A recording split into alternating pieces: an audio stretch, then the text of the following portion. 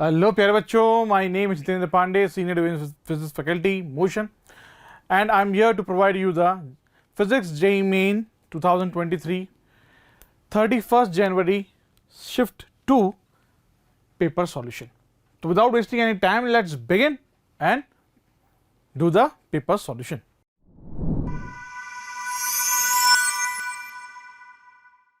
तो क्वेश्चन क्या दे रखा था हमें? Given below are two statements, दो स्टेटमेंट्स हमें गिवन थे. स्टेटमेंट वन क्या बोलता है? In a typical transistor all three regions, ठीक है, ट्रांजिस्टर में तीन रीजन होते हैं, emitter, base and collector have same doping level. ठीक है, ऐसा बोला गया स्टेटमेंट वन के अंदर कि इन अ टिपिकल ट्रांजिस्टर तीन रीजन होते हैं, एमिटर, बेस एंड कलेक्टर, उनकी डोपिंग सेम होती है. अब ये तो पता है हमें कि भाई क्या होती है. Statement two, in a transistor collector is the thickest, ठीक है, collector is the thickest and base is the thinnest segment. Okay, so in the light of the above statement, choose the most appropriate answer from the options given below. तो भाई 1 2 3 4 में options दे रखे हैं, कौन सा statement सही है, कौन सा गलत है. ठीक है, कौन सा सही है, कौन सा गलत, दोनों सही दोनों गलत. These are the options given to us. चलो बात करते हैं. देखो बच्चों, ट्रांजिस्टर में तीन रीजन होते हैं, हमें पता है, एमिटर, बेस और कलेक्टर. किस तरह उनको करते हैं? एमिटर का साइज होता है थोड़ा मॉडरेट होता है, बेस का थोड़ा पतला होता है, कलेक्टर थोड़ा बड़ा मोटा होता है. ठीक है, क्योंकि सारी चीज कलेक्ट करनी होती है. इनकी एमिटर की जो है डोपिंग मैक्सिमम होती है, ठीक है, और बेस की डोपिंग मिनिमम होती है और इसकी डोपिंग मॉडरेट होती है. तो according to the question statement one statement two के अनुसार the option two will be correct. तो ऑप्शन टू क्या था हमारे पास? Statement one is incorrect but statement two is correct. तो ऑब्वियसली सेम डोपिंग तो है नहीं, स्टेटमेंट वन इनकरेक्ट है, statement two is correct. That means for this question the option two will be the correct answer.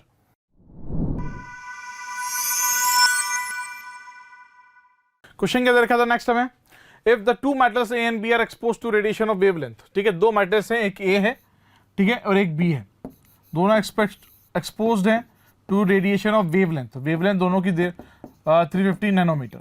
ठीक है, nanometre. The work function of metals A and B are 4.8 electron volt and 2.2 electron volt.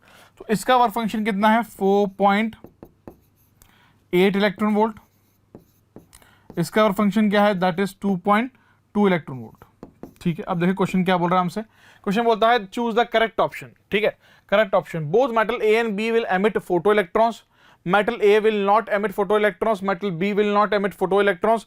Both metals A and B will not emit photo electrons. अब देखो, photo electrons क्या emit मतलब photo electric effect की बातचीत और यहां पर चल रही है. तो we are going to talk about what? Photo electric effect. Photo electric effect होने के लिए जो फाई है वो छोटा होना चाहिए, किससे? ई से. फाई क्या होता है? Minimum energy required by an electron to jump out. ठीक है, तो यानी E should be greater than 5. तो इसके लिए मुझे ई निकालना पड़ेगा, है ना, तब जाके मैं 5 से चेक करूंगा. तो E is equal to H C by lambda. H C in electron volt पे कितना हो जाता है? 12400 अपॉन लैम्डा कितना है? 350 इंटू 10⁻⁻⁹. ठीक है, और इलेक्ट्रॉन वोल्ट में है. This will be equal to, solve करेंगे तो 3.54 इलेक्ट्रॉन वोल्ट के आसपास आएगा. अब अगर चेक करूं मैं यहां पर, तो देखो यार, 5a जो है बड़ा है, तो ये will not emit and it will emit. तो यहां पर साफ पता चल रहा है कि A will not emit photo electrons. ठीक है, ये सही है. और बी विल एमिट, तो बी विल एमिट, तो option two will be correct. Check करें हम लोग, चलो चेक करते हैं. ठीक है, 3.54 electron volt is greater than 5, photo electrons will emit, A will not emit, B will emit. That means option two is the correct answer for this question. Clear है? Option two सही है.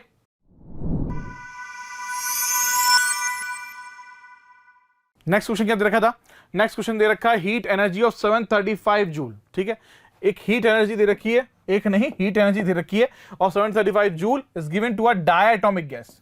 क्या बोला गया? Given to a diatomic gas allowing the gas to expand at constant pressure. कहां पर? at constant pressure. Each gas molecules rotates around an internal axis but do not oscillate. The increase in the internal energy of the gas will be. ठीक है, internal energy कितनी increase हुई वो मुझे यहां पर निकालना है. These are the four options given to us. इनमें से एक हमारा क्या होगा? आंसर होगा. तो फॉर्मूला लिखते हैं. फॉर्मूला क्या होगा? अगर मैं डेल्टा क्यू की बात कर रहा हूं, delta Q is equal to NCP delta T. ठीक है, डेल्टा यू की बात करेंगे तो it will be NCV delta T. ठीक है, अब मुझे यहां पर हीट एनर्जी दे रखी है, दैट इज डेल्टा क्यू दे रखा 735 जूल. क्लियर है। और ये डायटोमिक गैस है, तो अगर मैं बात करूं रेशियो की Cp by Cv is equal to this and this will be equal to 1.4, ठीक है। तो अब यहां पर इसको इक्वेशन 1 बोल देते हैं और इसको इक्वेशन क्या बोलते हैं, 2 बोल देते हैं। तो क्या करते हैं अपन, क्या करते हैं, सेकेंड डिवाइड बाय 1 कर देते हैं, that is delta U upon delta Q is equals to, ये कितना है, that will be equal to NCV delta T upon NCP delta T, ठीक है।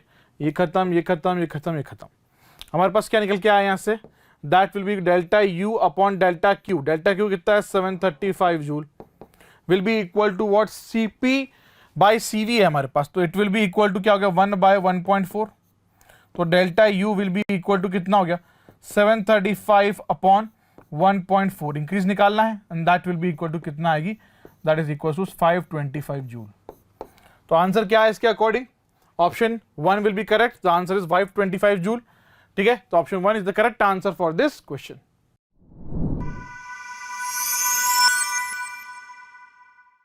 नेक्स्ट क्वेश्चन क्या था, मैच लिस्ट 1 विद लिस्ट 2, ठीक है। तो हमें लिस्ट 1 को लिस्ट 2 से मैच करना है, दैट मींस देख के समझ में आ रहा है कि मुझे यहाँ पर क्वांटिटीज दे रखी है, उनकी फिजिक डायमेंशन मैच करना है लिस्ट 2 से, ठीक है। तो angular momentum that is L, ठीक है, L इज इक्वल्स टू क्या होता है MBR साइन थीटा या MBR, ठीक है। टॉर्क यानी tau, tau is equals to होता है RF, ठीक है। स्ट्रेस, स्ट्रेस यानी फोर्स अपॉन एरिया, ठीक है। प्रेशर ग्रेडियंट, ठीक है। तो इनमें से मैच करना है मुझे, ऑप्शंस दे रखे हैं मुझे यहाँ पर, ये 4 ऑप्शंस है, 1 2 3 एंड दिस इज 4। तो इनमें से एक हमारा आंसर होना चाहिए, फॉर्मूले अगर याद हैं तो ही पॉसिबिलिटी है आपको क्वेश्चन आए या फिर डायमेंशन डायरेक्ट याद हो। तो देखिए 1 बाय 1, MVR that is your what, angular momentum, तो MV यानी LT माइनस 1 है ना, R इज योर L, तो L स्क्वायर T माइनस 1 हो गया। Torque is equals to RF, R यानी L, F यानी MLT to the power minus 2, ठीक है। स्ट्रेस फोर्स अपॉन एरिया, तो MLT minus 2 upon L square, तो L माइनस 1 आ गया ऊपर की तरफ, तो ये आ गया स्ट्रेस का। Pressure gradient DP by DX, this is the, that means according to option अगर मैच करा जाए तो option 1 is the correct answer for this question.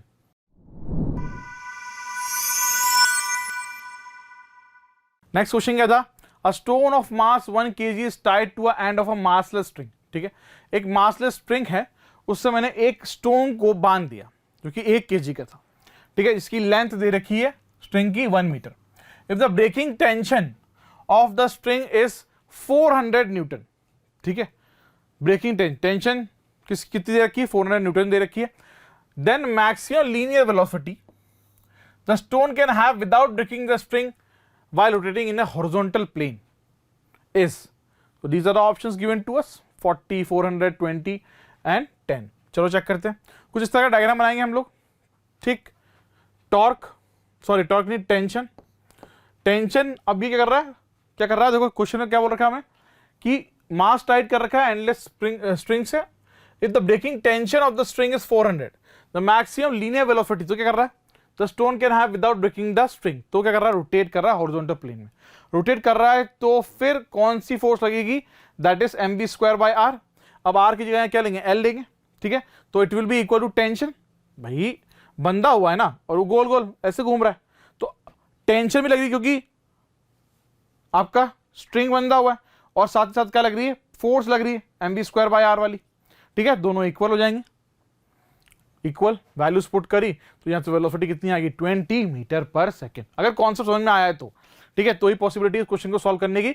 The option 3 will be the correct answer for this question.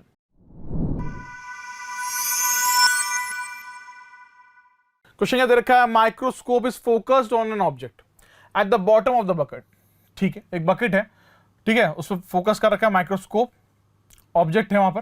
If liquid with refractive index 5/3, ठीक है, liquid का refractive index कितना 5/3 is poured inside the bucket, तो bucket के अंदर एक object है, object को देख रहे हैं माइक्रोस्कोप से, ठीक है, और उसके ऊपर डाल दिया पानी, पानी लिक्विड है कोई सा भी, ठीक है, लिक्विड 5/3 का refractive index. Microscope have to be raised by 30 centimetre, ठीक है। आपको पता है अपरेंट डेप्थ और डेप्थ वाला कॉन्सेप्ट वही होने वाला है यहाँ पर। तो apparent microscope have to be raised by 30 centimetre to focus the object. Again the height of the liquid in the bucket is, ठीक है। तो यहाँ फॉर्मूला क्या लगेगा, mu is equals to real depth upon apparent depth, ठीक है, apparent depth. अब मुझे यहां से अपेरेंट डेप्थ की बात करनी है, तो apparent depth will be equal to क्या हो जाएगा, apparent depth will be equal to real depth upon mu. Clear है, these are the options given to us. Check करते हैं, और साथ ही साथ मुझे शिफ्ट की बात भी करनी है। तो ये आ गया आपका फॉर्मूला अपेरेंट डेप्थ का, this will be shift is equal to H plus minus 3h by 5, ठीक है। अब ये कितना आ जाएगा 3h बाई 5, तो ये आपकी अपेरेंट डेप्थ हो गई, ठीक है। तो शिफ्ट कितना हुआ, रेस करा ना उसको 30 सेंटीमीटर, रेस करा ना, है ना, 30 सेंटीमीटर रेस किया, तो शिफ्ट कितना होगा 30 सेंटीमीटर। तो this will be equal to h plus minus का 3h by 5 is equal to 30, और this will be equal to 2h by 5 is equal to 30, है ना। तो ये हो गया 150 and this will be equal to 75 centimetre. तो h की वैल्यू कितनी आएगी 75 centimetre. That means according to this question the answer will be option 4।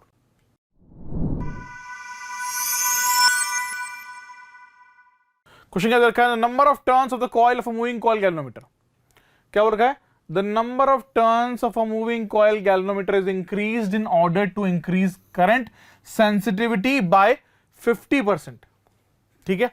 Number of turns of a moving coil, number of turns of a coil of a moving coil galvanometer is increased to in order to increase current sensitivity, ठीक है।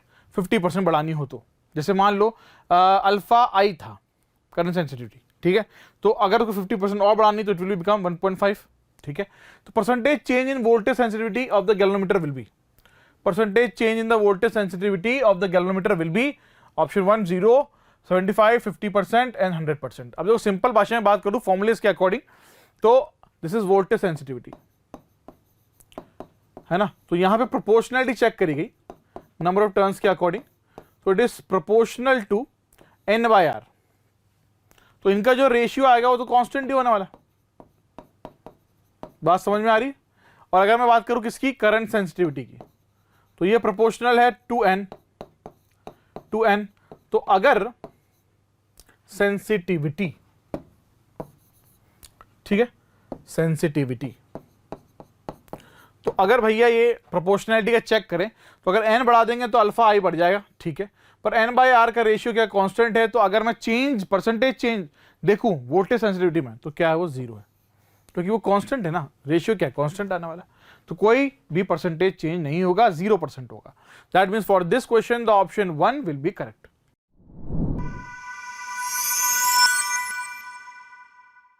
Question क्या रखा है, body is moving with constant speed in a circle of radius 10 metre, ठीक है। एक body है जो कांस्टेंट स्पीड से मूव कर रही है in a circle of radius 10 metre, centimetre नहीं। The body completes 1 revolution at in 4 second. At the end of 3rd second the displacement of the body from its starting point, ठीक है। At the end of what 3rd second the displacement of a body from its starting point, ठीक है। Circle में body घूम रही है, radius 10 metre है, body completes 1 revolution in 4 second, 4 second में पूरा एक जहां से स्टार्ट होती है वह at the end of 3rd second, ठीक है, displacement of the body. These are options given to us. चलो निकालते हैं। तो कुछ इस तरह का डायग्राम, सबसे पहले क्या निकालना, omega, omega equals 2π/t, T कितना 4 सेकेंड, तो ओमेगा कितना होगा, यानी π/2 रेडियन पर second. Theta will be equal to omega t, है ना, वही तो displacement, angular displacement. Omega t π/2 into 3, 3rd second के लिए पता करना है, तो ये 3π/t π/2, सॉरी, थीटा इज 3π/2। देखो समझो, ये आपका सर्कल है, ठीक है, ये क्या है आपका सर्कल है। यहां से स्टार्ट होने के बाद दोबारा यहां पे आने वाली चीज, दिस इज योर थीटा, तो थीटा होता है, थीटा इज क्या होगा ओमेगा टी। अब ओमेगा टी यानी 3rd सेकेंड में पूछा है ना, डिस्प्लेसमेंट, तो theta is to omega T. Theta कितना आ गया 3π/2 रेडियन, क्लियर है। पर ये तो एंगुलर डिस्प्लेसमेंट है, मुझसे डिस्प्लेसमेंट पूछा है, तो अब अल्टीमेटली ये आर है, ये आर है, तो जहां से शुरू हुआ था और जहां चला गया 3π/2, डिस्प्लेसमेंट कितना हुआ √2r, आर की वैल्यू कितनी है 10, तो ये हो गया 10√2 मीटर। क्लियर है? तो that means for this question the option 2 is the correct answer.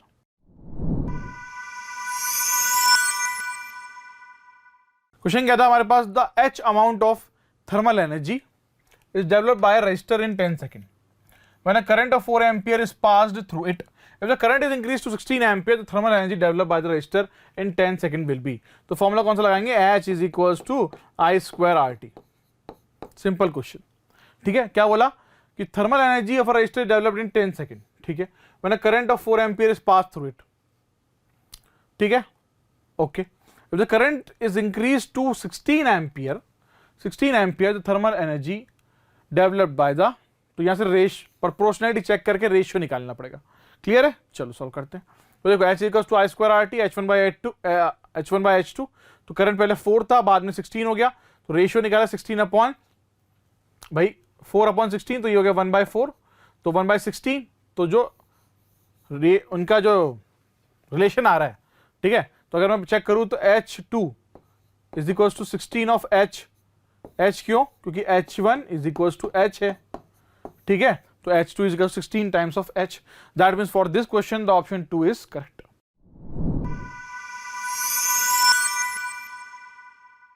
Question क्या दे रखा है, long conducting wire having a current I flowing through it, ठीक है, एक कंडक्टिंग वायर है, उसमें करंट फ्लो कर रहा है I, it is bend in the form of circular coil of n turns, ठीक है, उसको बैंड करके n टर्न्स की सर्कुलर कॉइल बना दिया। Then it is bend in circular coil of n turns, ठीक है, 2 बार लिख दिया। The magnetic field is calculated at the centre of the coil in both the cases, ठीक है। अब देखो यहां पर बैंड करके इसको कैपिटल N टर्म्स में बनाया और उसको बैंड करके सर्कुलर कॉइल बनाया स्मॉल n टर्म्स में।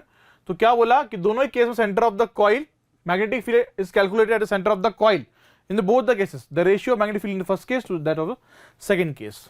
2 बार लिखा नहीं है, एक कैपिटल N एक स्मॉल n है, ठीक है। डायरेक्ट फॉर्मुला बेस्ड क्वेश्चन है, these are the options given to us, आसानी से सॉल्व हो सकता है। किस तरह, देखो लेंथ की बात करें हमें, लेंथ तो अब लेंथ जो है सर्कम्फ्रेंस के बराबर हो जाएगी 2πr, ठीक है, और n, तो अगर पहले वाले केस की बात करता हूं तो it is into n, this is of first case. Second वाले केस की बात करूंगा, it is small n into 2π। अब ये हो गया R1, ये हो गया R2, ये सेकंड केस।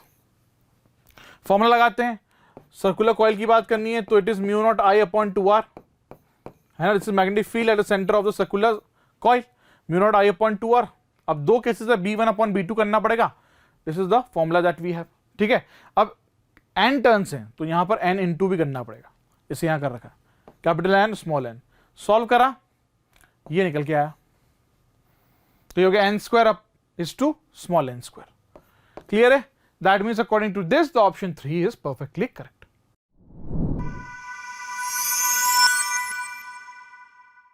नेक्स्ट क्वेश्चन क्या था बच्चों, नेक्स्ट क्वेश्चन था body weight W is projected vertically upwards from the earth surface. मतलब एक अर्थ है, मतलब एक अर्थ क्या अर्थ है, ठीक है, अर्थ के सरफेस से एक बॉडी को ऊपर फेंका गया। लेट्स कंसीडर यहां पॉइंट P से फेंका बॉडी को पॉइंट Q पर, ये हाइट क्या है h बोली, हाइट h, ठीक है। यहां पर एक्सेलरेशन ड्यू टू ग्रेविटी क्या है g होती है, और वेट क्या बोल रखा है W है, ठीक है। मुझे यहां पर एक्सेलरेशन टू ग्रेविटी का पता नहीं है तो मैं इसको g डैश बोल देता हूं। यहां पर वेट मुझे शायद निकालना है ना, हाइट पर, यस, तो इसको बोलता हूं W डैश। क्लियर है? अब एक चीज मुझे यहां पर दे रखी है कि weight W is projected, body weight W is projected vertically upward from the earth surface to reach a height h, ठीक है, यहां पॉइंट Q तक पहुंचने के लिए।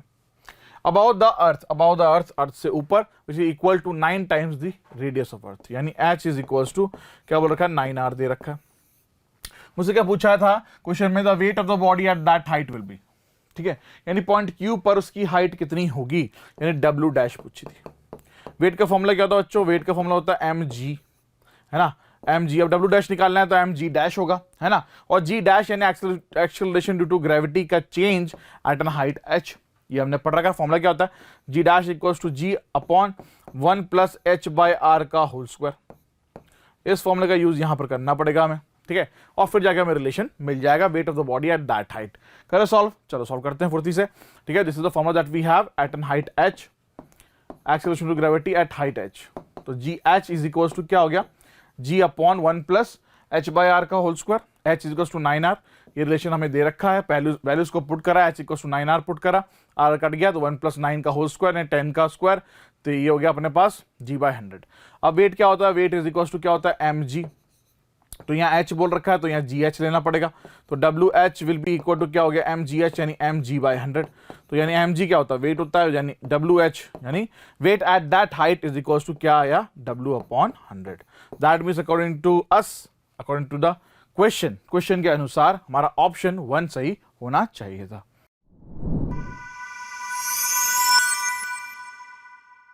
नेक्स्ट क्वेश्चन क्या था बच्चों, the radius of electron secondary orbit in Bohr's atom is r। ठीक है भाई, मॉडर्न फिजिक्स पे the radius of third orbit will be, तो these are the options given to us, ये ऑप्शंस हमें यहां पर दे रखे थे। ठीक है, अब करना क्या है, यहां पर एक तो मॉडर्न फिजिक्स का क्वेश्चन है, बहुत ही आसान क्वेश्चन है, फॉर्मुला बेस्ड क्वेश्चन है। Radius of the electrons second stationary orbit, अब रेडियस की बात करें तो r इज इक्वल्स टू, यानी प्रोपोर्शनलिटी चेक करनी पड़ेगी, तो r is proportional to n² z, ये हमें पता है। ठीक है, तो अल्टीमेटली मुझे क्या चाहिए, क्या बोल रखा है, सेकंड ऑर्बिट में जो रेडियस था वो r है, थर्ड ऑर्बिट की बात करनी है, तो अल्टीमेटली मुझे यहाँ पर रिलेशन बनाना पड़ेगा, है ना, r1/r2 is equal to n1/n2 का होल स्क्वायर, है ना। फिर यहाँ पर r1 क्या है, r है, ठीक है, और ये क्या बोल रखा है 3, और यहाँ क्या बोल रखा है सेकंड, वैल्यूज को पुट करके आंसर लेके आना है।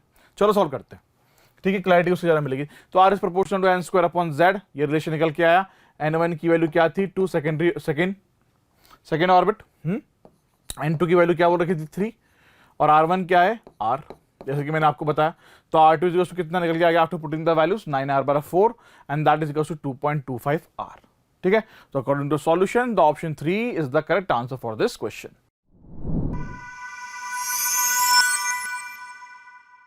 Next question, hypothetical gas expands adiabatically. ठीक है भाई, एडियाबैटिकली एक्सपेंड हो रही है, कौन सी गैस, ठीक है, थर्मोडायनामिक्स का क्वेश्चन है, such that it's volume changes from 0.8 litre to 27 litre if ratio of final pressure P2 to the initial pressure P1, है ना, ऑफ द गैस इज 16/81, तो रेशियो ऑफ CP/CV निकालना है। ठीक है, ये चार ऑप्शंस हमें यहां पर दे रखे थे। अब मेरे से एडियाबैटिक प्रोसेस की बात करी जा रही है क्वेश्चन में क्या बोला गया, एडियाबैटिक प्रोसेस है। ठीक है भाई, एडियाबैटिक प्रोसेस है तो उसके लिए फॉर्मूला क्या होता है, P1 V1 gamma is equals to P2 V2 gamma. ठीक है, अब यहां पर रेशियो किसका, final pressure to initial pressure, तो we can write this as P2/P1 is equals to P2/P1, तो ये इधर जाएगा, this will be V1/V2 to the power of gamma. ठीक है, क्लियर है, गामा ही तो होता है, यही तो हमारे पास क्या होता है CP/CV, यही तो रेशियो कहलाता है।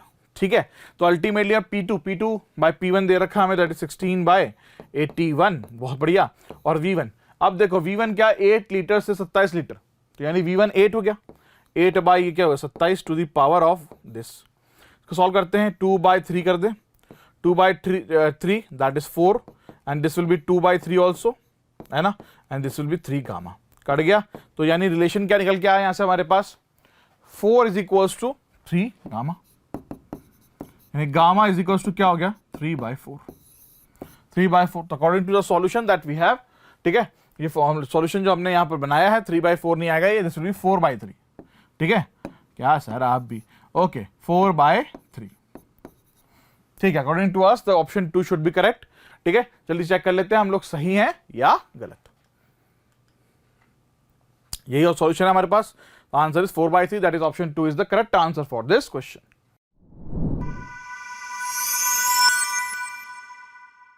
नेक्स्ट क्वेश्चन क्या था, फॉर अ सॉलिड रॉड, ठीक है, थर्मल प्रॉपर्टीज ऑफ मैटर, बहुत बढ़िया, बहुत ही आसान क्वेश्चन। For a solid rod Young's modulus of elasticity is this. ठीक है, यंग्स मॉडुलस का फॉर्मूला क्या होता है हमारे पास, F/A डेल्टा L/L, ये फॉर्मूला है हमारे पास यंग्स मॉडुलस का। अब यंग्स मॉडुलस मुझे दे रखा है कितना है 3.2 × 10⁻11 न्यूटन पर मीटर स्क्वायर, एंड डेंसिटी दे रखी है, डेंसिटी यानी रो दे रखी है, इज इक्वल्स टू 8 × 10⁻3 kg पर मीटर क्यूब। ठीक है, the velocity of the longitudinal volume wave in the rod will be. ठीक है, वेलोसिटी निकाल लिए, अब वेलोसिटी का वाला फॉर्मूला मुझे ढूंढना है, इसमें यंग्स मॉडुलस वाली बात करी गई है, तो v is equals to y/ρ, this formula this is the formula that we are going to use over here, अगर आपको याद हो तो, ठीक है। वैल्यूज पुट करनी है और कुछ नहीं करना है आप, and these are the 4 options given to us, इनमें से एक हमारा आंसर होना चाहिए था, ठीक है। चलो पुट देखें, पुट करी वैल्यूज को, सॉल्व किया फर्दर, तो जो वेलोसिटी निकल के आ रही है that is 6.32 × 10⁻³ metre per second निकल के आ रही है। That means the option 4 should be the correct answer for this question.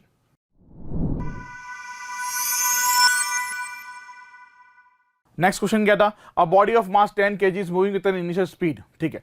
एक बॉडी है जिसका मास कितना दे रखा है, 10 kg, इनिशियल स्पीड यानी u दे रखी है, ठीक है, 20 मीटर पर सेकंड की स्पीड के साथ मूव कर रही है, ठीक है। बॉडी स्टॉप्स यानी v इज इक्वल्स टू क्या हो गया बच्चों, 0 हो गया। बॉडी रुक गई कितने टाइम बाद, 5 सेकंड बाद, ऐसे ही क्वेश्चन में बोला गया है, ठीक है। पढ़ते हैं, the body stops after 5 second due to friction की वजह से between body and the floor, friction की बात चल रही है। फ्रिक्शन इज इक्वल्स टू क्या होता है, म्यू एन होता है, and this is mu is equals to क्या हो जाएगा, mg, म्यू इज इक्वल्स क्या हो जाएगा, mg। क्लियर है। अब देखो बॉडी मूविंग कर रही है with speed of initial speed of 20 meter per second, the body stops after 5 second, ठीक है। अगर मैं यहाँ पर फर्स्ट इक्वेशन में मोशन लगाता हूँ v is equals to u, अब देखो u प्लस at, ये फॉर्मूला होता है हमारा, this is the first equation of motion. पर यहाँ पर अगर आप ध्यान दो कि बॉडी स्टॉप हो रही है, रुक रही है आगे जाके, तो यहाँ पर रिटार्डेशन होगा, क्या होगा, रिटार्डेशन, फ्रिक्शन की वजह से हो रहा है ऐसा, तो दैट मींस तो हमारा रिलेशन क्या आएगा, ma यानी फोर्स है ना, फोर्स लग रही है आगे, फ्रिक्शन लग रहा है पीछे, जो पीछे फ्रिक्शन लग रहा है दैट इज इक्वल्स टू क्या है, म्यू mg, mm कट गया तो a will be equal to क्या आ गया, म्यू g। अब यहाँ पर गाड़ी रुक रही है, इस चीज का ध्यान, रुक मतलब आगे जाके, तो यहाँ पर ये क्या कहलाएगा, minus mu g, that is retardation. बात समझ में आ गई। तो इसी चीज को हमें यूज भी करना है आगे जाके किसमें, इस इक्वेशन में। तो हमारा जो फॉर्मूला बन जाएगा v is equals to u minus at, यहाँ पर वैल्यूज को पुट करेंगे और आंसर लेके आ जाएंगे क्या, कोएफिशिएंट ऑफ फ्रिक्शन निकाल लेंगे, ठीक है। चलो निकालते करते हैं, ठीक है। ये ऑप्शंस हमें यहाँ पर दे रखे थे 4, सॉल्व करते हैं। v is equals to u plus at, जैसे मैंने आपसे कहा कि भाई t की वैल्यू पुट कर दी, माइनस आ रहा है यहाँ पर रिटार्डेशन, म्यू g, t हो गया, म्यू सॉल्व करो यहाँ से, ये तो 0, v की वैल्यू क्या थी 0, और u की वैल्यू कितनी रखी 20, ठीक है। और हमारा a कितना आया, माइनस म्यू g, रिटार्डेशन हो रहा है ना, क्या हो रहा है, रिटार्डेशन, और t कितना दे रखा था मुझे 5 सेकेंड। आसान क्वेश्चन, बहुत ही आसान, t is equals to 5 second, सारी वैल्यूज को पुट करा, म्यू कितना आ रहा 0.4, ठीक है। क्लियर है। According to this question the answer should be 4, fourth option.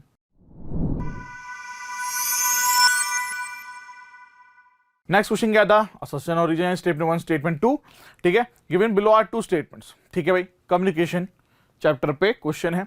For transmitting a signal, अभी तो देखो पढ़ते हैं हम कि सिग्नल ट्रांसमिट करने के लिए हमें एंटीना कितना बड़ा चाहिए होता है, उनमें से एक देखते हैं, बात करते हैं भाई क्या कहना चाह रहा है। Statement 1, for transmitting a signal size of antenna should be comparable to the wavelength of signal at least l equals to λ/4 in dimension. ये बात बिल्कुल सही है, स्टेटमेंट 1 इज परफेक्टली करेक्ट, ठीक है। ये पढ़ते हैं हम। स्टेटमेंट 2 क्या बोलता है, in amplitude modulation the amplitude of carrier wave remains constant. अब ये तो गलत है भाई, मॉड्यूलेशन हो रहा है, मॉड्यूलेशन क्यों करा जाता है, ताकि स्ट्रेंथ एम्पलीट्यूड बढ़े है ना, तो ये तो बोल रहा है remains constant, this is the statement 2 is wrong. That means अगर मैं क्वेश्चन की बात करूं तो ऑप्शंस के अकॉर्डिंग अगर बात करी जाए तो स्टेटमेंट 1 तो करेक्ट है, पर स्टेटमेंट 2 रॉन्ग है, ठीक है। जल्दी चेक कर लेते हैं हम सही हैं या गलत। Yes, the option 1 is the correct answer, statement 1 is correct and statement 2 is wrong। तो in modulation amplitude of carrier wave is increase, बढ़ता है।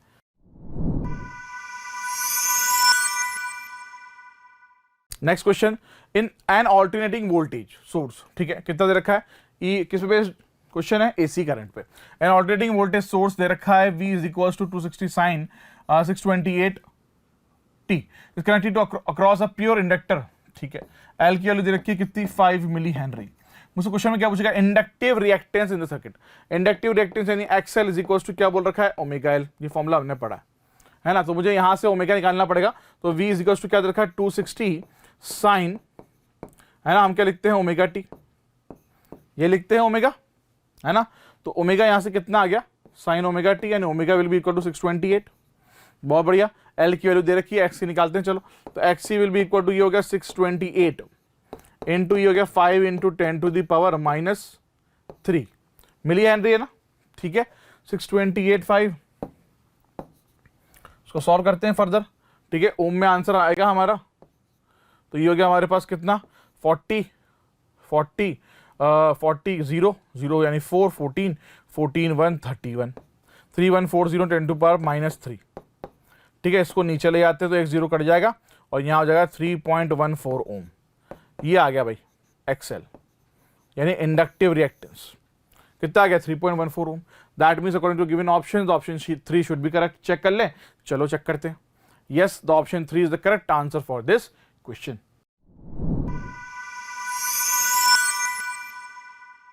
नेक्स्ट क्वेश्चन क्या है? Under the same load wire a having length 5 meter and cross section 2.5 into -5 meter square stretches uniformly by the same amount as another wire B of length 6 meter।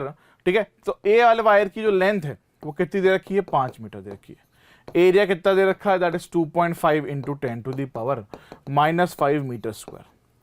ठीक है, under the same load, ध्यान रखना इस चीज का, same load. Okay okay भाई, B का क्या बोल रखा है हमें? बी का क्या बोल रहा है? Another wire of length B is 6 metre. तो लेंथ कितना हो गया? 6 मीटर हो गया। एरिया कितना हो गया? That is 3 into 10 to the power -5 metre square. Stretches, ratio of Young's modulus of wire A to wire B, है ना। तो अगर मैं यंग्स मॉडुलस की बात करूं, फॉर्मूला क्या होता है? F upon A delta L by L. ठीक है, तो यहां से मुझे रिलेशन चाहिए होगा लेंथ और एरिया का। तो वाई इज, अगर Y A by Y B लिखता हूं तो रिलेशन की अगर बात करता हूं यहां पर, ठीक है, तो it will be equal to क्या हो जाएगा? L A upon A A यानी area of A, L B upon A B यानी एरिया ऑफ बी। इसको ऊपर ले जाओ तो रेशियो कैसा आएगा? Y A upon Y B is equals to L A B upon L B A A. This is the formula that we got. अब कुछ नहीं करना, वैल्यूज पुट करनी है, बल्ले बल्ले आंसर आ जाएगा। ये ऑप्शन हमें दे रखा है, चलो जल्दी से चेक कर लेते हैं हम लोग सही है गलत। ठीक है, वैल्यूज को पुट करना है, बाकी और कुछ भी नहीं करना। मैंने ए और बी के टर्म्स में बात करी है, 1 और 2 में लिखा हुआ है। According to us after solving the answer will be 1। ठीक है, तो रेशियो आएगा 1:1। That means according for this question the option 1 should be the correct answer.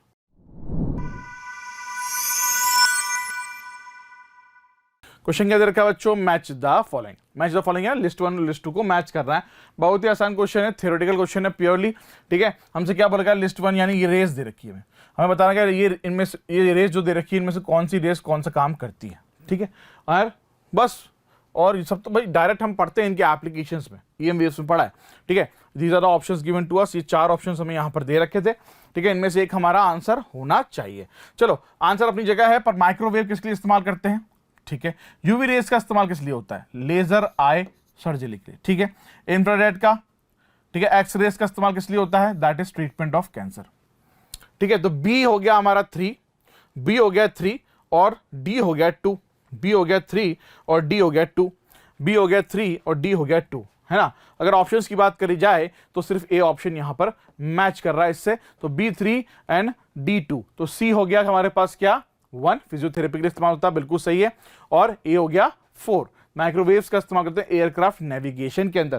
तो that means for this question option 1 should be correct. जल्दी से check कर लेते हैं हम लोग। ठीक है, yes, the option 1 is the correct answer for this question.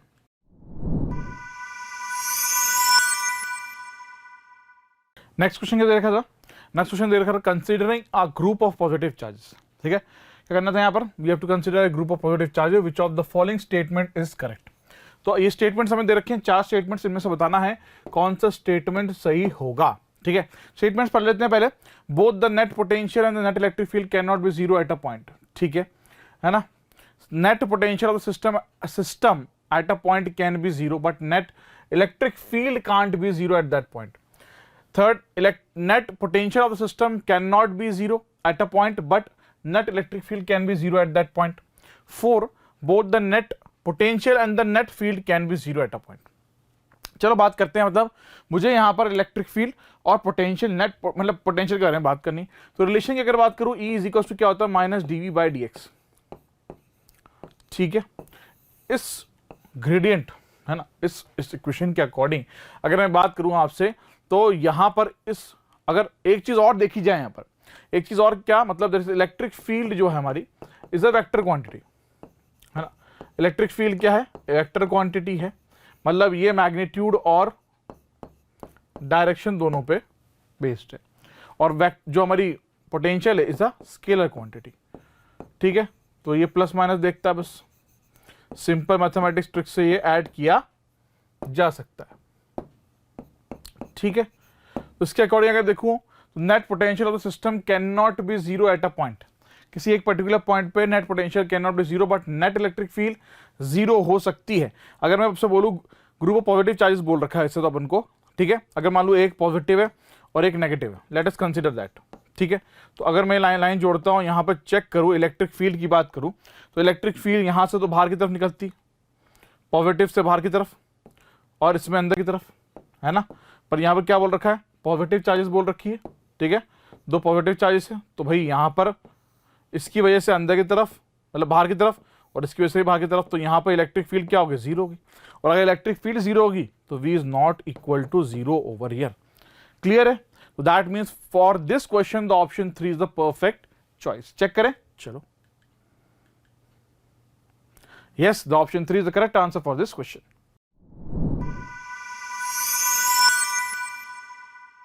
Next question क्या था, next question series LCR circuit, that is AC circuit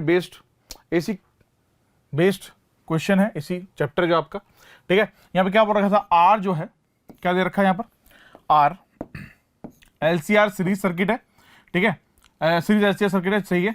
R दे रखा है 80 ओम, XL दे रखा है 100 ओम, XC दे रखा है दैट इज 40 ओम, ठीक है। Input voltage and V not बोल लो, that is 2500 cos 100 pi t, ठीक है। ये वैल्यू हमें गिवन है वोल्ट में होगा। क्या पूछा है, एम्पलीट्यूड ऑफ करंट, करंट का एम्पलीट्यूड पूछा है। चलो बहुत बढ़िया। तो अब मुझे करंट का एम्पलीट्यूड निकालना है यहाँ पर। उसको निकालने के लिए फॉर्मूला कौन सा यूज करते हैं, आई नॉट बोल लो, I not is equal to V not upon Z. तो इसके लिए मुझे जेड निकालना पड़ेगा और ये क्या है, सीरीज LCR सर्किट है, ठीक है। तो Z will be equal to under root of क्या होगा, R square plus XL minus XC का क्या होता है होल स्क्वायर। तो जेड निकालने के लिए अंडर रूट, आर कितना है 80 का स्क्वायर हो गया, XC माइनस XL यानी 60, 100 माइनस 40 इज 60। तो Z कितना आ गया यहाँ से 100 ओम, ये Z आ गया। एम्पलीट्यूड निकाल सकते हैं आसानी से, ठीक है। कितना आएगा, I not will be equal to V not upon Z. V not कितना है, 2.5, सॉरी ये वी नॉट नहीं है, ये V है, ठीक है बच्चों, क्लियर है। ये V है, वी नॉट तो वैल्यू है ये 2500 जो है, ठीक है, क्लियर है। तो ये हो गया अपॉन 100। आंसर कितना है 25 ampere, 25 ampere. For this question the answer is 25 ampere. Check कर लेते हैं, yes the answer is 25 ampere.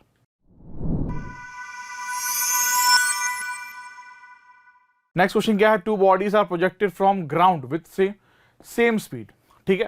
तो अगर बोलो सेम स्पीड यानी U1 is equal to U2 is equal to कितना बोल रखा है 40 मीटर पर सेकेंड। कहां से प्रोजेक्ट करी गई है, दो बॉडी ग्राउंड से, let us consider this is the ground, और यहां से दो बॉडी प्रोजेक्ट करी गई है, कितने एंगल पर पता नहीं, ठीक है। इसको बोल देते हैं बॉडी A और इसको body B, clear.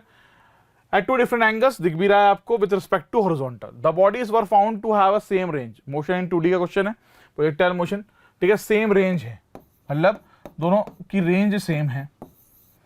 If one of the body was projected at an angle of 60 degree with the horizontal, the sum of the maximum heights attained, ठीक है, sum of the maximum heights attained, यानी H1 plus H2 की बातें यहां पर करनी। H यानी maximum height का फॉर्मूला क्या होता है, U square sine square theta upon 2G, ठीक है। अब मुझे एक एंगल तो पता है ना, एक एंगल, तो मैं यहां पे बोलता हूं दोनों का सम कितना है 90 डिग्री। तो एक 60 डिग्री यानी अल्फा अगर मान लो आपका 60 डिग्री है, ठीक है, अल्फा कितना है 60 डिग्री। तो अल्फा अगर 60 डिग्री है, 60 plus beta will be equal to 90, यानी बीटा कितना हो गया is equal to 30 degree. Clear है। बस अब इस फॉर्मूले में sine square alpha sine square beta करना है, H1 प्लस H2 आंसर आ जाएगा। करें सॉल्व, चलो। Alpha plus beta is 90, values put करिए अल्फा बीटा की 60 और 30, sine 60 is √3/2 and this is 1/2। Solve किया, U1 U2 कितना दे रखा था हमें यहाँ पर, दैट इज 40 का स्क्वायर कितना आ गया, H1 plus H2 is 80 metre. That means for this question the answer is 80।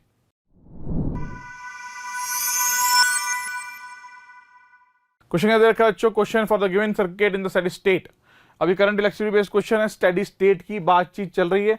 Steady state में कंडीशन क्या होती है, कैपेसिटर इज ओपन सर्किट। बहुत बढ़िया, कैपेसिटर क्या होता है, ओपन सर्किट होता है। अब यहां देखो इस सर्किट के अंदर कैपेसिटर लगे हुए हैं 2, ठीक है, ओपन सर्किट है, मतलब ये पूरा पार्ट यहाँ पर इस पे खत्म हो जाएगा। ओपन सर्किट है ना, तो करंट तो पास ही नहीं होगा इनके अंदर, तो बचा गया हमारे पास 2 1, ये वाला रजिस्टर बचेगा इस सर्किट के अंदर, इस वाली ब्रांच के अंदर।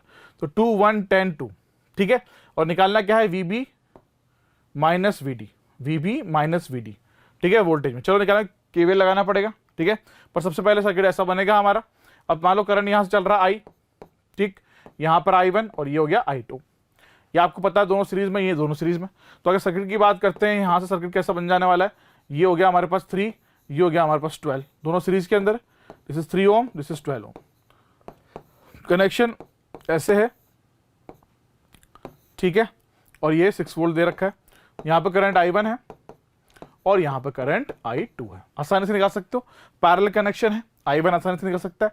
I1 will be equal to क्या होगा, V/3, V कितना है 6/3, this is equal to 2 ampere, ठीक है। I2 कितना हो गया, V/12, this is 6/12 and that will be equal to 1.2 ampere. तो अगर टोटल करंट की बात करें सर्किट के अंदर स्टेडी स्टेट में, that will be equal to कितना आएगा, 2.5 एम्पियर टोटल करंट हो गया। वोल्टेज कितना है, 6 वोल्ट है। ये जानकारी मुझे यहां से मिल चुकी है। अब मुझे करना क्या है, मुझे पता करना है VB माइनस VD। तो मैं क्या करूंगा, यहां पर एक ब्रांच बना देता हूं, ठीक है, VB माइनस VD, क्लियर है। यहां पर पोटेंशियल कितना होगा, VB, यहां पोटेंशियल कितना होगा, VD। ये मैंने लूप लिया, KVL लगा दिया, ठीक है, KVL लगा दिया। तो this will B VB plus 2I1 minus 10I2, ठीक है, इक्वल टू VD। तो यहां से सॉल्व किया इसको, इससे कितना आ गया, VB minus VD is equals to कितना हो गया, 10I2 minus twice of I1। कोई दिक्कत, 10I2 कितना है, दैट इज ये आ गया 5 माइनस ट्वाइस ऑफ I1, ये आ गया 4। तो आंसर कितना आ गया, 1 volt. That means the answer for this question is 1 volt.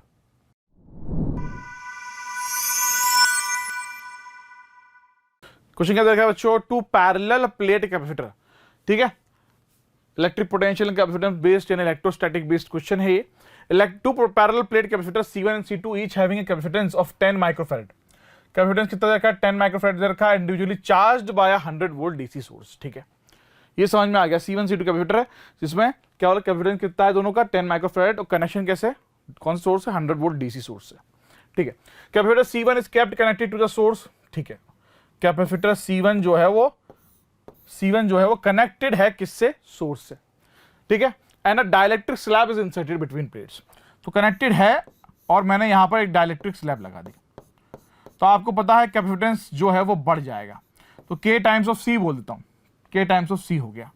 Capacitance बढ़ने के साथ साथ अगर मैं चार्ज की बात करूं तो वो भी क्या होता है, C1V लिखूंगा। तो C1 क्या होगा, K टाइम्स ऑफ CV। कोई दिक्कत, ये कनेक्टेड है क्योंकि। अब नेक्स्ट बात करते हैं, capacitor C2 is disconnected from the source, हटा दिया था, फिर हटाने के बाद मैंने डायरेक्ट्रिक स्लैब लगा दिया, ठीक है। तो उसके अंदर जो चार्ज था वो तो सेम ही रहने वाला है। सेम क्यों रहने वाला है, क्योंकि भाई उसमें सोर्स से कनेक्ट नहीं था वो, ठीक है। तो अगर इसके कैपेसिटेंस की बात करते हैं C2, that will be KC and जो Q2 होगा that will be equal to CV। Clear है, CV चार्ज ये क्या रहेगा, कांस्टेंट रहेगा, क्लियर है। बस अगली बात क्या बोलिए, afterwards the capacitor C1 is also disconnected, हटा दिया फ्रॉम द सोर्स, तो यही रहने वाला है। And the 2 capacitors are finally connected in parallel combination.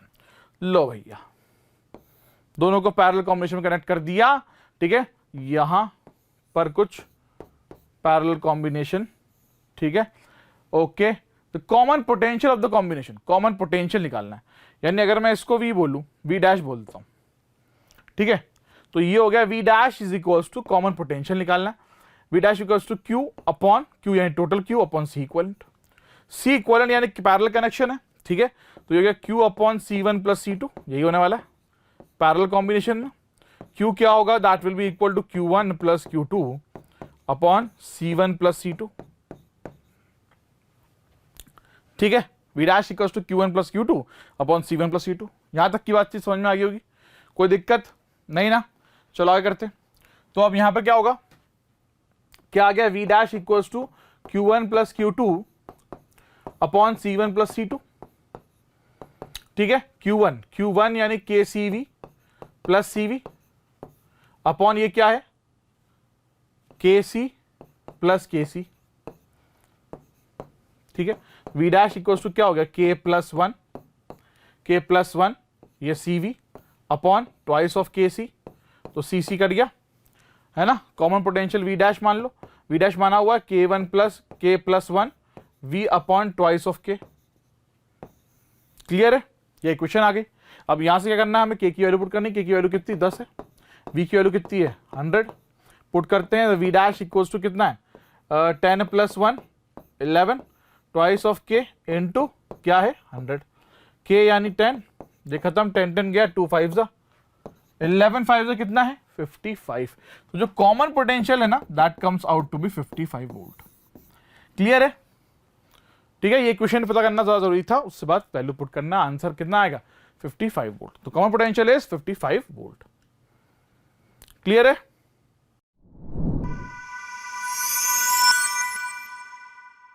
Next question क्या था, two light waves of wavelength, दो लाइट वेव्स दे रखी है, एक की वेवलेंथ 800 नैनोमीटर है, दूसरे की 600 nanometre are used in Young's double slit experiment, that is wave optics पे बेस्ड क्वेश्चन है।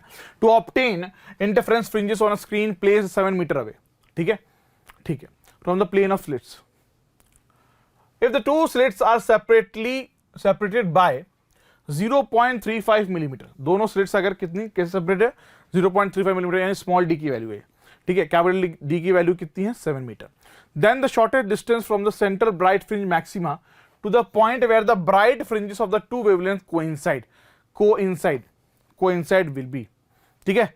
तो फॉर्मूले याद होने चाहिए हमें, सबसे पहले तो बीटा का लैम्डा डी बाई डी, ठीक है। चलो सॉल्व करते हैं पहले, ठीक है। ये हो गया हमारे पास। अब स्मॉल डी की वैल्यू कितनी है दिस, कैपिटल डी की 7, कोइंसाइड कराने हैं मुझे, तो कोइंसाइड, ठीक है, फ्रिंज विड्थ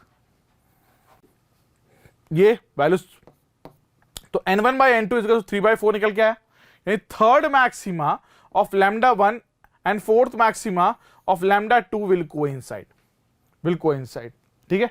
फिर सेंटर ब्राइट फ्रिंज से दूरी निकाली तो लैम्डा y इज क्या होता है n lambda capital D upon small D, n की वैल्यू क्या पुट करी 3, थर्ड मैक्सिमा, सारी वैल्यूज रख दी, lambda capital D small D, ultimately y कितना निकल गया 48 millimeter. That means for this question the answer is 48।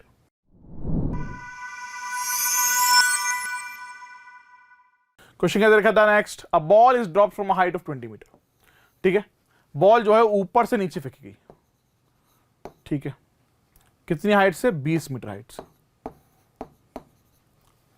If the coefficient of restitution for the collision between the ball and the floor is 0.5, यानी E की value देखिए 0.5, coefficient of restitution, ठीक है। After hitting the floor, the ball rebounds to a height of, ठीक है, टकराने के बाद वो दोबारा ऊपर जाएगी। ऐसे क्वेश्चन कर रखे होते हैं हमने, ठीक है। अल्टीमेटली मुझे सबसे पहले वेलोसिटी का पता लगाना है, तो v इज इक्वल्स टू क्या करूंगा v square u square plus 2gh, है ना, ये फॉर्मूला होगा ना। तो अब यहां पर बात करें तो this will be equal to, यहां से ये क्या हो गया 0, ठीक है, तो v square is equals to क्या हो गया 2gh, v is equals to √2gh। तो v निकाल लेते हैं यहां से वेलोसिटी जिससे वो नीचे आ रही है, तो 2 इंटू 10 इंटू 20 400 हो गया, यानी v कितना आ गया 20 मीटर पर सेकेंड। तो 20 मीटर पर सेकेंड की वेलोसिटी से वो नीचे आ रही है, आकर फिर क्या टकरा के वापस रिबाउंड होगी, ठीक है। ई दे रखा है हमें, बहुत बढ़िया। तो देखो ये आ गया, v कितना है हमारे पास दैट इज 20 मीटर पर सेकेंड, है ना। तो e टाइम्स ऑफ v, अब टकरा के वापस जाएगी, coefficient of restitution, e times of v, ultimately यहां से कितना आ जाएगा 1/e is equals to 1/e √20/h। Values put करिए और कुछ नहीं करा, बाकी फिर h निकालना है यहां से, तो h will be equal to 20 times of e square. क्यों भैया, सही है, बात समझ में आ रही है, नहीं आ रही, चलो समझते हैं। v की वैल्यू ये है, v इज इक्वल टू क्या है √2gh यानी 20, ठीक है। रिबाउंड होगा, रिबाउंड होने के e टाइम्स ऑफ v हो गया, that will be equal to कितना हो गया 2gh हो गया, ठीक है। अब अगर मैं यहाँ वैल्यू पुट करूं, यहां पर e times of √2g 20 this is equal to under root क्या हो गया 2gh हो गया। तो under root 2gh under root 2g cut जाने वाला है, ये हो जाएगा under root h will be equal to under root 20e, squaring both sides तो h will be equal to कितना आ गया 20e स्क्वायर। कोई दिक्कत? यही है। फिर e की वैल्यू पुट कर दो, दैट इज 0.5 हाफ, तो हाइट कितनी आ जाएगी 5 मीटर। 5 मीटर क्लियर है? क्या पूछा था हमसे क्वेश्चन में? बॉल रिबाउंड्स टू हाइट, तो टकराने के बाद दोबारा रिबाउंड कितनी हाइट तक जाएगा, ठीक है, वही हमने निकाली है, कितनी 5 meter. That means for this question the answer is 5।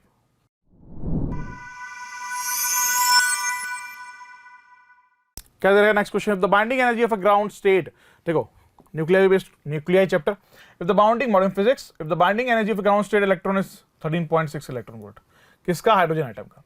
then the energy required to remove an electron from the second excited stage of lithium 2 plus will be this, the value of x is, बहुत ही आसान question है ना, direct energy का formula लगेगा, energy equal 13.6 z square upon n square, ठीक है। z यानी हाइड्रोजन एटम 1, n यानी कहां से हाइड्रोजन एटम है, ठीक है, पर यहां पर क्या बोल रखा है, how much energy is required to remove the electron from the second excited lithium, है ना, तो इट विल बी 3, z की वैल्यू 3 हो गई। बहुत बढ़िया, चलो ये भी 3 ये भी 3, स्क्वायर किया कट गया 1 आया, एनर्जी कितनी 13.6 इलेक्ट्रॉन वोल्ट है, ठीक है। सॉल्व किया तो कंपेयर किया तो x की वैल्यू कितनी आ रही 136, बहुत ही आसान, 136 is the answer for this question.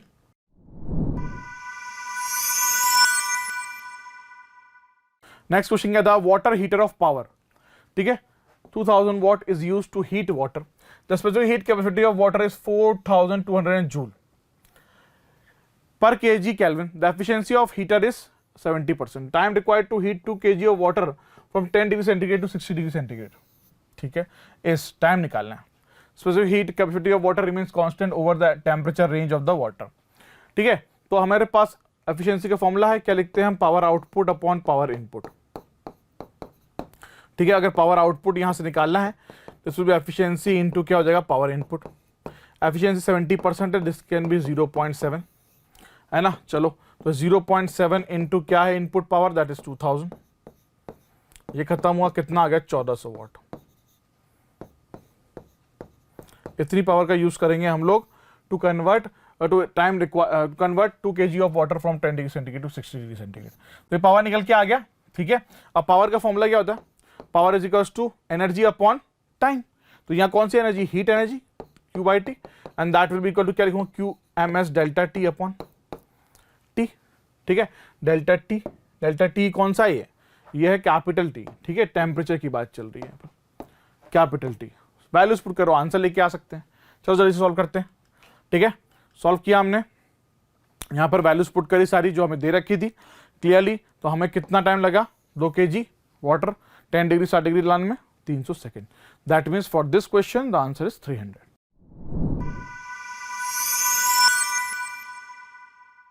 Question क्या देखा बच्चों? 2 disc of same mass and different radii, ठीक है, दोनों का मास सेम है, are made of different material such that their thickness are 1 centimetre and 0.5 centimetre, ठीक है। The densities of the material are in the ratio, densities का ratio दे रखा है 3:5. The moment of inertia of these discs respectively about the diameter will be in the ratio of x by 6. Moment of inertia का ratio about that diameter कितना होगा? x by 6। तो compare करके फिर x की वैल्यू वहां पर बतानी है। क्लियर है? सेम मास है, चलो बात करते हैं। सेम मास, ठीक है, ओके। सारी फॉर्मुलेस पुट करें, वैल्यूज जो हमें दे रखी थी वो पुट करा, रेशियो निकाला, कितना आ रहा है 5/6। किसका रेशियो है ये? r1 square upon r2 square, ठीक है।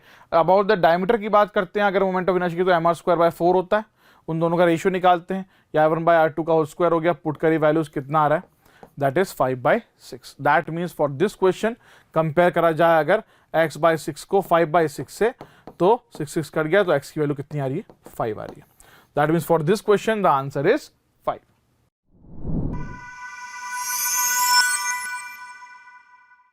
क्वेश्चन क्या देखा बच्चों में? The displacement equation of 2 interfering waves are given by y1 is equal to 10 sin omega t plus pi by 3 and y2 is equal to 5 sin omega t plus root 3 cos omega t centimeter respectively. The amplitude of the resultant waves is centimetre में निकालने हैं, waves पे based question है, ठीक है। मेरे पास यहाँ पे दो इक्वेशन है, एक तो y1 tan sin omega T plus pi by 3। सबसे पहले मुझे यहाँ चेक करना पड़ेगा, अगर दोनों के दोनों डिस्प्लेसमेंट मतलब वेव्स जो उनका फेज सेम है, तो मुझे एक तो ये दे रखी है, मैं कोशिश करता हूँ, ठीक है, इसको इस तरह बनाने की, पहली वाली की तरह। क्लियर है? तो इस इक्वेशन में क्या कर सकते हैं हम लोग, जरा देखो, इसके हमें 2 से मल्टीप्लाई कर दिया अगर मैंने बाहर, तो ये हो गया sine omega T into half, plus ये हो जाएगा √3/2 कॉस ओमेगा टी। ठीक है, अब ये एक फॉर्मूला तैयार हो गया आपका। ठीक है, अगर याद हो आपको तो y2 इज टू क्या हो गया यहाँ से, sign omega T plus pi by 3। अब अगर आप गौर से देखो कि दोनों के दोनों वेव्स क्या है, फेज में है, फेज में है। तो अगर मुझे एम्पलीट्यूड का रिजल्टेंट निकालना पड़ा AR, तो it will B A1 plus A2 होगा। A1 प्लस A2, इसका एम्पलीट्यूड 10, इसका एम्पलीट्यूड 10, तो आंसर कितना आ गया, 20 सेंटीमीटर। क्लियर है? तो रिजल्टेंट एम्पलीट्यूड विल बी 20। चलिए चेक कर ले, चलो चेक करते हैं। ठीक है, तो यहां पर ये हो गया हमारे पास, okay, this is your y2, sorry क्या है ये y2, बाहर 5 × 2 करा, ठीक है, तब जाके अंदर ये सब आया, तो y2 और y1 दोनों फेज में आ गए। ठीक है, रिजल्टेंट एम्पलीट्यूड कितना आ गया, 20 centimeter. That means for this question is answer is 20 centimeter. आशा करता हूं हमारे टॉप एजुकेटर का यह लेक्चर आपको पसंद आया होगा। अगर पसंद आया है तो वीडियो को लाइक करिए, चैनल को सब्सक्राइब करिए और शेयर भी करिए, क्योंकि ज्ञान बांटने से बढ़ता है और सही बताऊं तो पुण्य भी मिलता है। मुझे सुनने के लिए बहुत बहुत धन्यवाद। Thank you.